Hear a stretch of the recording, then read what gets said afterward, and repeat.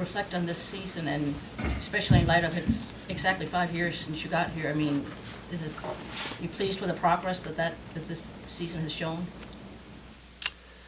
Well, first of all, it was an exciting season, I think for us all, a bit of a roller coaster, a lot of highs and some periods of a lot of losses, lows, I guess. So overall, it was progress.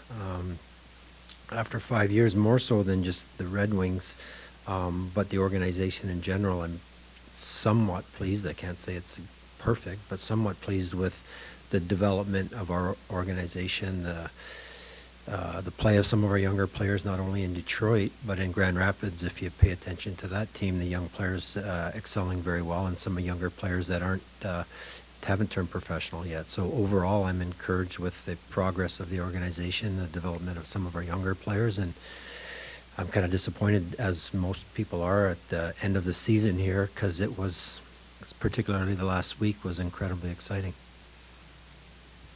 Is the coming so close kind of reset expectations going into next season, even though there's going to be some changes on the team, obviously? Well, we as a staff, I guess, have to make some decisions with our roster, whether we make changes, whether it's with younger players coming up, depending on what we do with some contracts. So I'd like to make some, hopefully, and we'll find out at this time next year if the decisions were good, I guess. But expectations are raised, I think, for some individuals. For our team, like, we had 91 points, I think 41 wins. That's tough to do, and we still made the playoffs. So, we're probably going to have to get more than 91 points next year to get in. And that'll be a challenge for us. But again, I'm looking more so at the overall growth of the organization, of all of our young players, and I see that progressing. And I hope that translates into more wins for us next year and actually getting into the playoffs. There are always changes on a roster, obviously. Do you anticipate natural changes, like young guys coming up and maybe some older guys leaving, or do you think something dramatic would change? I don't really foresee anything dramatic. I mean, I guess we could debate what would be a dramatic term, but I'm not going to debate it. Looking at some of the younger players within our organization that aren't in Detroit or didn't finish the season in Detroit, I think there's potential. I would most notably, or specifically, simply for the fact that they'll need waivers next year, would be we could expect or hope that Jonathan Berggren is on our team and having an impact. Albert Johansson, another one, and those are two guys that need waivers next year. So.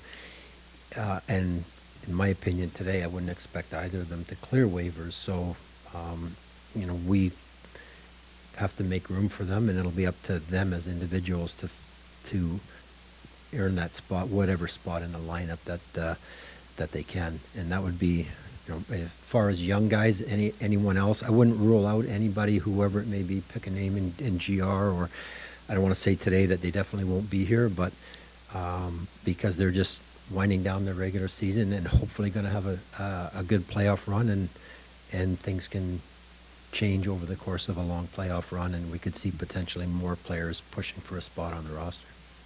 Team Billy and Alex Lyon under contract for next season. Are you comfortable going into next year with that as your goaltending situation, or is that something you'd like to look into this summer? I think I'd be, it's an interesting position right now around the league in goaltending, that everyone is looking for a goaltender, whether it's a 1, a 2, or a 3. And most teams needed 3 goalies. I guess I would say I would look, all 3 of those guys at different points in the season had a very positive impact on us, and played games that helped us win and put us in a position to almost make the playoffs. So. But having said that, they need to be better. We need to be better in all aspects of keeping the puck out of our net, not only with our goalies, but our play defensively, collectively, not just our decor, our forwards as well. I think it's really my job, and it's not a headline-making statement, but to try and look to see if I can improve our team in any which way, and I will do that at every position. The improvement that you're seeking defensively next season, is that going to have to come from different personnel or just better execution, or how do you improve those goals against? You know, we've got, what do we have, currently, including Simon, who ended the season with us, we had 7 under contract, and with Shane Gostis-Behere as a pending UFA. So our decor will probably be, for the most part, intact. I can't say there won't be changes on it, but so it's not just goaltending and D, it's the forwards, it's collectively our entire team. We have to improve in that area, and you know, it's incumbent upon our coaching staff to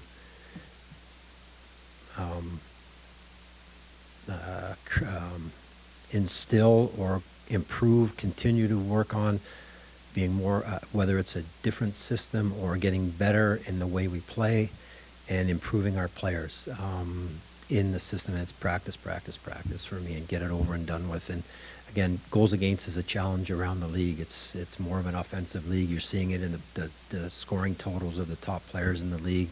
Goals against averages for goaltenders is down. It's a difficult league to defend in right now. It's become, for whatever reason, a more offensive league, and that's entertaining and exciting. But you still, the best teams in the league probably are somewhere near, the majority of them are near the top in goals against and defensive play, whether it's the traditional stats or the underlying numbers. So collectively, as a team, we have to get better. That's the number one thing. But there will be some change in our roster. I can't tell you that it's 1 player or 4 players or whatever, but whoever's here, we have to improve. I thought we took steps this year, and at times we're good. And as we all saw, at times we had some tough stretches. And when you're not scoring for whatever reason, you got to rely on keeping it out of your net. And I can't solely put it on the goaltenders. Johansson, where is kind of he in that nucleus when you look at this? Pardon me? With Johansson, like, where do you kind of look at him in this? Well, I'm not just going to, like, you know, having said that he needs waiver, he's going to have to earn a job. I'm not just going to hand it to him, but I'm kind of like, I'm really pleased with his development this year, like we have been last year as well. And you know, training camp, off season will be important for him. Having said that, they got to play tonight and Sunday to finish off their season. They're fighting for second place, get home ice in the first round. We'll play Rockford, who's a very good team as well. We're hopeful our team has a good extended run, which will benefit all those guys. And then it's an important summer and a big training camp to show the coaches, one, I belong on the team, and to earn a spot in the lineup. So, you know, I'm confident he'll show enough that he'll be here in the fall, and where he plays, that remains to be seen.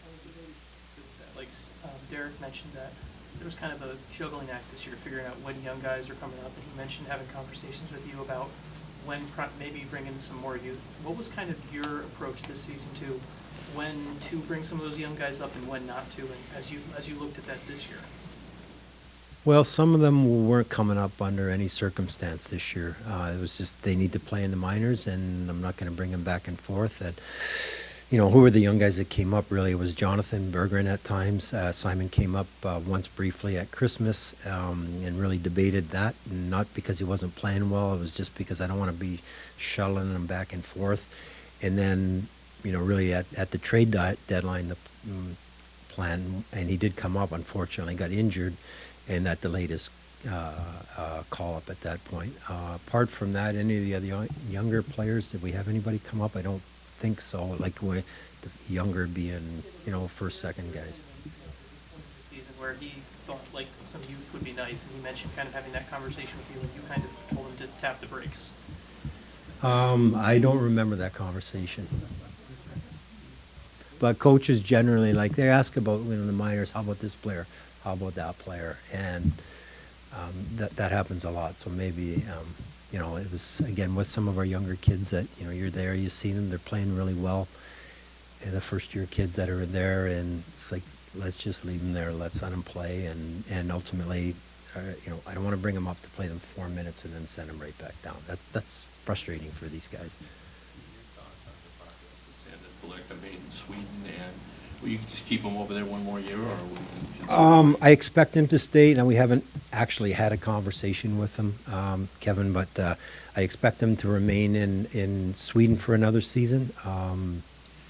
But we haven't, literally haven't sat down and said, or had a phone call with him and say, Ax, what do you want to do? Would you like to come over? But my impression, my understanding right now is that he will remain there for another year, and if he wants to do that, we're more than happy with that. What did you think about him as a player this year? Good. Like I had a chance to watch him at the World Juniors, and he played well, and he's been good in. I haven't watched a little bit of mostly highlights really in Skellefteå, and he's good. And he just needs time, like all younger D, and he moves the puck well. He skates well. He's got good skills. He's a fun player to watch, and he just needs time to get, like all young players, get a little stronger, more mature, and I think he's going to be a real good player for us. And importantly as well, he's a little different than what we have in a lot of our D prospects, a different type of player, and he'll fit in nicely with our group of defensemen, I feel, in a couple of years. Did that 7-game losing streak impress on you that center depth needs to be addressed, or what did you see? I mean, obviously Dylan was out, but that 7-game slide. Well, I think, center depth, I think we do have some center depth, but maybe offensive depth more so, whether it's at center or on the wings. The other thing it does, it emphasizes if you're not scoring, you better be good defensively. And so the two things, I think, we need. I think we're 9th in goals for this year, which isn't terrible, obviously, but we had some, when Dylan's out or we lose a significant offensive player, we need more depth to make up for that. And then again, we need to be better defensively to compensate as well. So, Nate Danielson drafted a year ago, and Marco Kasper the previous to that. We think they're good young prospects. We're really happy with how they're coming. They're not ready to play yet. I'm not ruling anything out for next year, but I think in time we're going to be real solid down the middle. When you watched that Lucas play this year, where did you see him grow the most, especially in the second half of the year? And how much does his star turn, so to speak, brighten the outlook for you guys moving forward? Well, he certainly showed more so down the stretch his game-breaking ability, scoring big goals, key goals. We watched him do that in junior and whatnot prior to being drafted.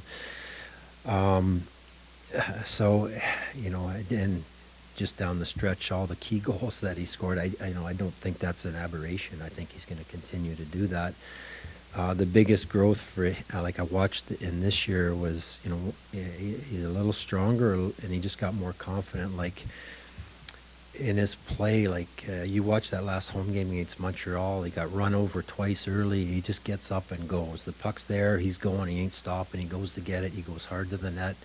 And I think he just feels more comfortable on the ice. And last year, I thought he played well last year, but it was a grind. And he took a beating, and he kept getting up and playing. And I just think he's even more confident. 3 years in the league now, he has a good understanding of it. And he's a fabulous, talented player with great hockey sense, and he plays with a lot of courage and a lot of determination. And I think his confidence has grown and over the course of the season. And I mean, he was really an exciting player, obviously, and can do some really special things with the puck. A lot of decisions to make this offseason with free agents, both restricted and unrestricted, but specifically Patrick Kane, the impact that he made when you guys brought him in. Where are you at with that? Have you talked to him about it, and do you want to see him back? Well, I think we have up front 4 pending unrestricted free agents, and on the back end, Ghost. We have 5 pending unrestricteds, actually 6 with James Reimer as well. And have I met with all of them at this point? But yesterday and today, I've got a few players more to meet with, and expressed an interest to all of our guys that look. I have some, some is a very vague term, but I have interest in bringing you guys all back.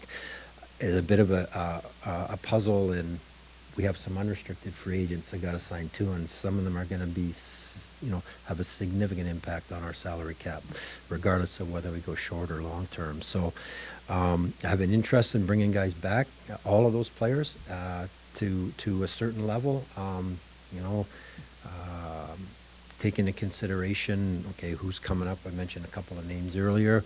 They're going to be on the roster. Kind of get a rough idea, if I can't figure it out sooner than later, of how much money we're going to have, because we're getting close to being a cap team, and I got to really start to think about the cap now. So some decisions may be simply made based on what our cap situation is. But Patrick was, he was great, wasn't he? Like just like a wizard with the puck. Like his skills, his sense, the calmness with the puck, and in high pressure situations and in the danger areas, like the calmness of it was really good. He was great for our team as being a playmaker, good for our power play, and being a creative winger has really filled the void for us. And I think he brought a lot of, or I guess that term swagger we throw around a lot now, brought that to our team in his own way, because he's not a, you know, the Showtime, I didn't know he was known as Showtime before, but it so suits the way he plays, but his personality is so like under the radar and quiet. But he was great for us. He really was, and I'm pleased with how he played, and I certainly would, you know, like he said yesterday, I think in his comments were guarded a little bit, but he's certainly something he'd consider, and likewise. The trend around the league has been a lot more young players signing 7-8 years right out of entry level. What have you kind of learned seeing some of those deals play out, and how does that shape what you want to or plan to do with Lucas and Mo? Well, I guess I would leave it to you to judge for yourself. You know, there's a lot of them out there. How many of them are proving value to the team? And then you look at, okay, how much more would they get if they were unrestricted free agents? So it's got to work for the term, and the dollar's got to work for both parties. And if, you know, you have to pay a player enough that he's willing to lock up long for 8 years, give you 8 years, but also it can be dangerous if you're paying an extreme premium for potential, because a lot of times it can be difficult. And hey, if you don't have a cap issue or any concerns, then, you know, you don't worry about it as much, but those deals make you have cap issues as well. So again, I'm certainly open to it. The term at the dollar amount has got to work for both parties, and that can be a challenge at times. But yeah. How much does his emergence in the second half dictate that conversation this summer? And that if you wait or to give him a bridge contract, and in 2 to 3 years he could cost you significantly more, do you have to weigh what he did in the second half and figuring out how much he might be worth on a long-term deal now? Yeah, it goes for any player, really. Like, you know, we're talking, you know, Mo Seider as well. It's those are the discussions we have, and you know, the projections you try to have, or you have, and figure it out. So usually, you know, we're going to figure something out here with all these guys, and I don't know that it's what the term and the dollar amount, but I have an idea of whether it's a shorter term deal or a longer term deal. We know the ranges, and again, just you know, we ask ourselves, okay, like, you know, for these younger guys, whether they're giving up 4 restricted years and 3 unrestricted years, or 4 and 4, so to speak, it's like you got to pay somewhat of a premium for the unrestricted years. But if they were, you know, just simply, you look at, I'm not going to name any player, but you look around the league and you see, geez, if that guy was a UFA today, would he have gotten any more than that? And there's multiple restricted years in there. So the market has changed a lot in that, between the first, the second, and the third contract. The first are pretty much standard, you know, entry-level deals are what they are, and for the most part, there's some, you know, just comparable to guys that you're picked nearby. And the second one is getting a little trickier now, because teams have, some go short, some go long, and it's gotten a little bit more complicated since the original, or this most recent CBA came out. With Simon and Albert coming in, it would seem easy would be to not bring back Shane, but he was so crucial to your power play and some really big points in these last few games. I mean, is there a case to be made for finding a way to fit him in again? Yes. Maybe we make some trade. Yeah. It's Absolutely. He's very good on the power play. Like a little bit of what we, different on our core. An offensive guy, more of, what do you end up with? 50-something, maybe 60-ish points. And Mo was right there behind him, but a different player that adds to, the depth of our defensive core or complete it. You need to be a good defenders, but you also have some defense that got to generate offense and play on the power play. And as you stated, he was good at that. So yeah, it's something I would like to consider and strongly consider. And contract aside, it's making this all fit, finding the players, one fitting in the cap, and probably intend comfortable carrying 8 defensemen. Although we were very lucky this year and we didn't have any significant long-term injuries on the blue line. But generally, I talk about needing 3 goaltenders.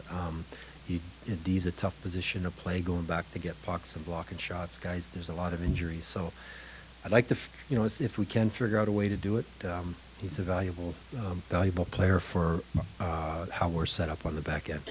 What's your, assessment of the job Derek has done, how he's grown in that role these last couple of years? And I don't know.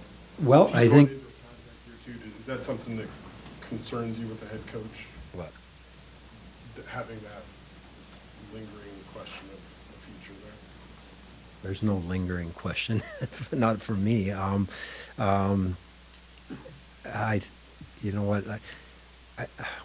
was a roller coaster of a year as far as wins and losses. We were humming along, and then we couldn't win a game, and it was just, and we're trying to figure it out. So there's a lot of good things. The way our team, I think we competed hard. I thought there was a lot of energy, a lot of enthusiasm, and a lot of determination amongst the players. Obviously, we weren't perfect, but the most important thing is I feel from my vantage point, is that our players are motivated, our players are determined, our players, there's a good atmosphere within the locker room, and part of that is the coaching staff helps foster that or create that. So overall, I'm happy with the direction we're going, the coaching that we have.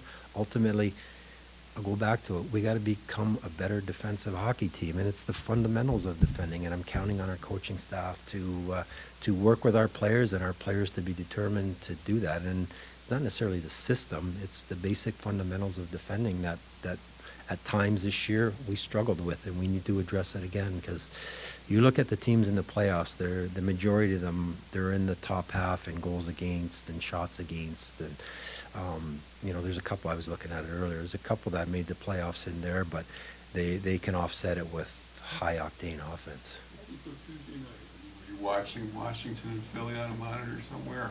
Just Yeah, we had explain your it. emotions that whole night. How'd it go for you?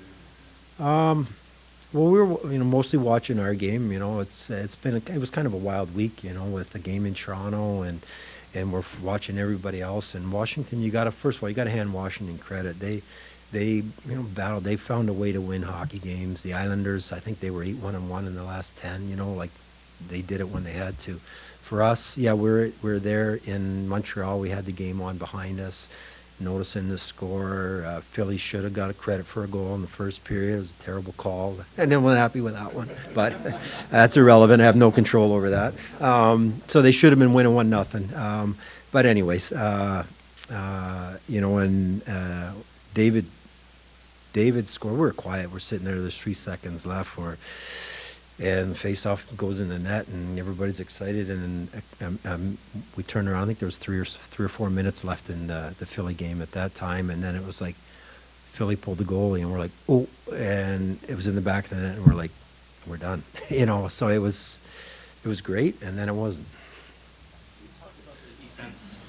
How do you kind of look at Mo's role and usage this year, and how do you kind of evaluate it? Because you brought in some older veteran defenders, and he was still the guy who got those toughest matchups. How do you evaluate him and looking at the rest of the core with that? Well, I think he's a tremendous young player. We haven't been a great team in his 3 years here. He's been thrown in there, and he shows up every game. He battles hard every game. He blocks shots. He gets hit. He makes plays. We're asking him to do a lot, and he's got the mental toughness to weather it all, like to get out there and play, and two, to be able to handle the minutes against top players. And so I think he's been great, and we're asking him to do a lot. And as our team gets better around him, his role, I think, might change a little bit. He will be used a little bit differently, which I think will allow him to display or express his more the offensive side of his game a little bit. But he's been tremendous in the role, and it's hard to play. You're going against McDavid one night, McKinnon the next, and Kucherovs and all that. Like, it's a hard thing to do, and we talked about it yesterday. And he's starting every face-off in the D zone, and that's tough to do. But as we get better, hopefully we're starting more in the offensive zone, and you got better players around you, and maybe he's playing in a little bit different role, and he's freed up to do a little more offensively. Worry about kind of like that's kind of a formative time in a guy's career, right? He's growing, and he could grow some offensive skills, he could grow some defensive skills. Do you ever worry about how that usage impacts how he grows? Because you're trying to manage him to be a number one defenseman for a long time. No, I don't. Play a lot. I mean, that's what every player is dying to play a lot. He's playing penalty kill, power play, regular strength. We pull the goalie, he's out there. We're defending a lead in the last minute, he's out there. A player can't ask for any more than that. And if he was drowning out there, I'd have concern. He ain't drowning. Like, he's doing really well, and he's learning from it, and he's going to get better. Is he at the peak of his career? Not even close. The relationship between prospect development and results at the NHL level, is it possible that some of those improved results at the NHL level can be beneficial for young players, even if it makes the initial breakthrough sort of more difficult? Well, I guess in my time here, I've been pretty conservative in putting young players on the roster. I've taken, for the most part, the approach to finish your junior career, stay in college, turn pro, spend time in the American League. Until you're ready to go. Mo spent a year in GR, then a year in Sweden during the pandemic. Lucas spent 1 year after his draft, and then we actually had him penciled in to play in GR, and he played well, and we never sent him down, and he's been fine in the NHL. So I guess I don't know that there's a perfect way to develop a player. If they're ready to play in the NHL and they can thrive, or they can be, help the team win games. And if you're an offensive-minded forward, that you can generate offense but still be responsible defensively, because coaches won't put you on the ice if you're not. Or if you're a solid defender and you can handle it, great. You can play. We're not keeping them in the minors if they're not good enough to play in the NHL, but we think if they can benefit and be more, if they're not going to be like real impact, have an impact in the NHL, we'd prefer they stay in the American Hockey League, or stay in college, or stay in junior until you're ready. There's no real rush. I like guys playing a lot and having success, because regardless of what league they're in, they're happy and they're having fun, and their confidence is growing and they're maturing. And that's important. So that's kind of my approach to it. Now, when we talk specifically with this team, you look at the growth of Lucas, Raymond, and even more. It's down the stretch here playing in these games these were important games. If we lose, we lose in Toronto, we're done. The guys responded really well. If we lose at Montreal at home, we're done. They responded to that. So it was great growth for them. Just being in competitive situations, that is important. Whether that's in this case in the NHL, but guys at any level. Each year, but the appetite has been whetted when you came so close to making the playoffs this year. The next step is what everybody beckoned. Is that officially your expectation as soon as next year? What's that? To make the T playoffs? word, yeah. I don't know if I could say that word. You can say it. I hope to. I don't want to say I hope we make the playoffs. That's what I'm going to say. Is it like it's going to be a challenge? Honestly, it's going to be a challenge. I'm nervous. We, as a management group, myself, I guess, being in charge of the management group, have to make some good decisions. And we'll be sitting here next year and say, hey, that was a good decision, or we'll be saying, Steve, what were you thinking? That's the reality of it. And it's a lot of decisions we make. It's the answer is proven after, whether they're decided by wins and losses, making the playoffs or not making the playoffs. I'm kind of going to stick with our approach. If we get one or two of our younger guys that and that's very possible, that give us a boost next year, that help us win more games. If we can tighten it up defensively, that gives us a better chance. But it's going to be difficult. We miss by a point. Pittsburgh misses by 2 or 3. Phillies, we're all right there on the last night of the season, and it's hard to make the playoffs in the NHL. This playoff system is tough. It's exciting. It's a good system, and no system is perfect, but it's good. But again, I long for the 21-team league where 16 of us were making the playoffs, and everybody was saying the system was a joke. Everybody makes the playoffs. So, it's tough. I hope we do, but we're going to need development from, Mo's got to keep going. Lucas Raymond's got to keep going. Dylan's got to keep everybody. Got to be a little bit better, and collectively, defensively, we got to be better. I keep harping on that. So. What do you think of Dylan's year? After all the stuff he's gone through the last couple of years, how happy and proud are you? Just the way We he's battled played? through a lot of things on the ice, some injuries, some things off the ice as well. He ended up right around a point a game, 30 goals again for 4 years in a row, and he's playing in all situations. I thought he played well. Really, most vivid in your memory is the most recent games, and his play in Montreal at home is versus Montreal at home in Toronto. He, a lot of guys, but really asserted himself, took control, skating with the puck through the neutral zone and driving to the net and making some plays. Good. He's evolving as a player, changing a little bit in a lot of good ways. You see his role on the power play more in the slot, the bumper they call it, getting very comfortable there and being very, very effective in that role. I thought he did a good job in killing penalties, getting, I think, more of an increased role in the penalty kill and doing a very good job on it. So overall, he continues to evolve, and I think I want to speak for him, but very motivated in being in a playoff race down the stretch. It's not another trade deadline where we sell off and we're looking towards next year. That it's motivating, and I think it was great for him. It's no secret, the Red Wings did not react very well with Dylan out of the lineup.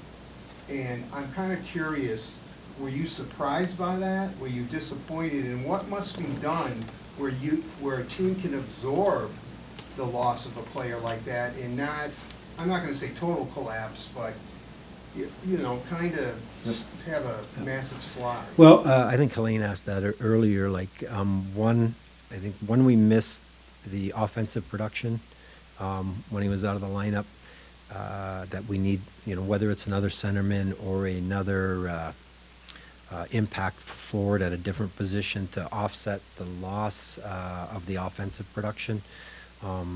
But collectively, the other part I say again is collectively, when you got to find a way to win games, and if you're not going to score 4 and 5 a game, you better tighten up defensively. So I think if we could, whether it's within the continued maturation of some of our younger guys, Lucas and that,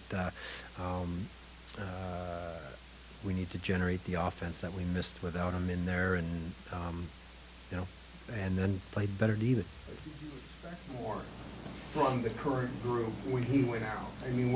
I guess that's pretty much. Yeah, I think it's reasonable to say, I think we should have won more games. Yeah, I would. I would. Teams lose their top player all the time, and they find a way to win games. Were there times you came to work thanking the heavens you signed Alex Lyon? And kept him, didn't put him on waivers? Yeah, we, at the start of the year, we debated what to do. should we should we trade one? Should we put one on waivers?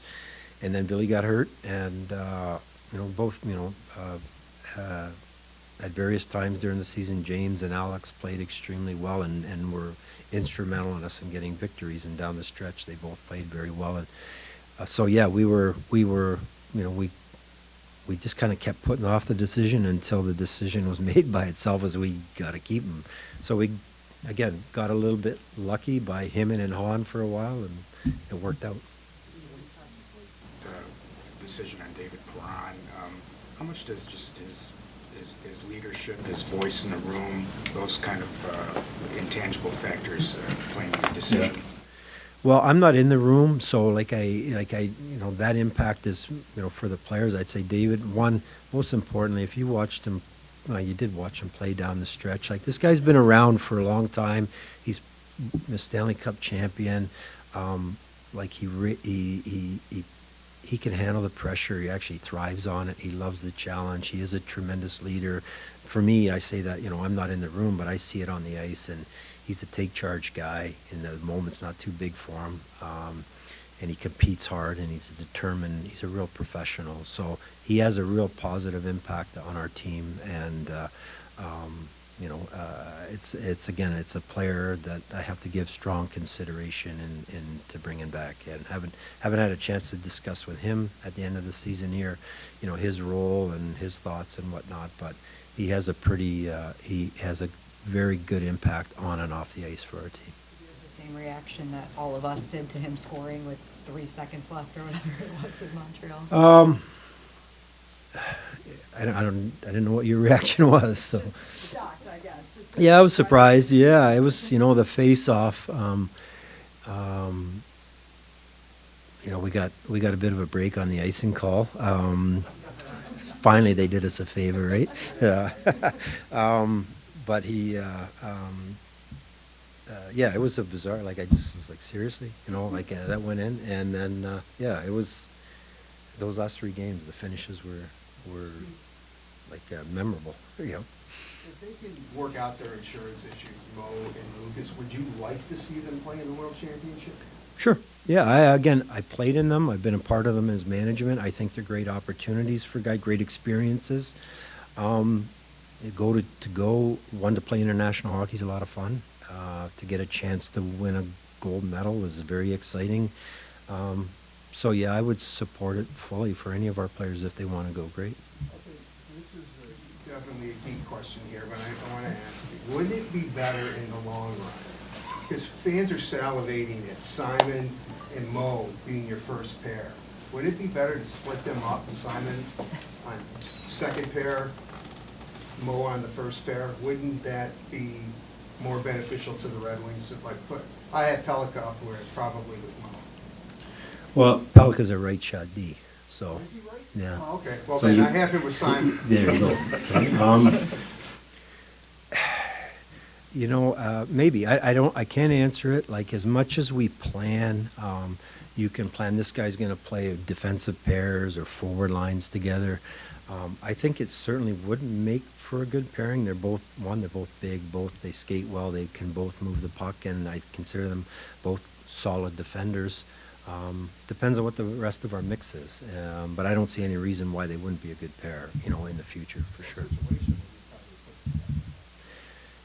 The coach was just in here, Art. That's a question for the coach, okay? But he probably asked you these questions. I tell him what to do, and he does the opposite, so. Pardon me? Well, he's, again, had another, a very positive year. He's made a lot of progress. He's getting more starts. He's going in the right direction. I can't answer that. I'm guessing, really. And I don't want to, underestimate him or treat him disrespectfully or put undue expectation on him. But what I can tell you is he's earning more starts. He's playing more games. He's played well. He's earning more starts. He looks stopping more pucks, and that's positive.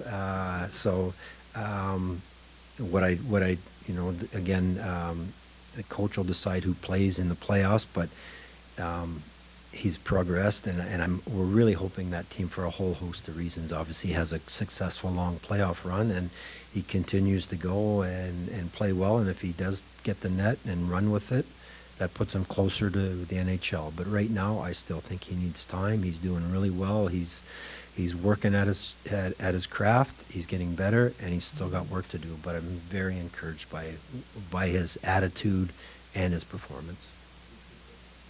Yep. Since Mark Howe retired, have Yep. you replaced a director of pro scouting, or do you have a plan to?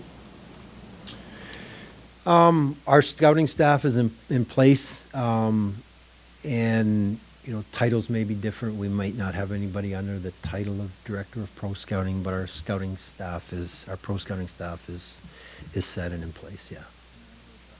It's gotten a little smaller Yeah. over the last couple of years. Are you confident that'll be able to continue being, happening at Traverse City, or are you kind of looking at options there? Probably not the time to announce it, but the reality is, you're asking the question now, is us and Dallas are going to play 2 games. We're down to 2 teams now. Things are changing, evolving in that, the off-season, the development camps, rookie tournaments, things are changing. Teams are doing different things. And so we're going to go up with our rookies, and we're going to meet Dallas there and play 2 games. Okay. Thank you. Okay, thanks a lot. Appreciate it, everyone. Okay, yeah.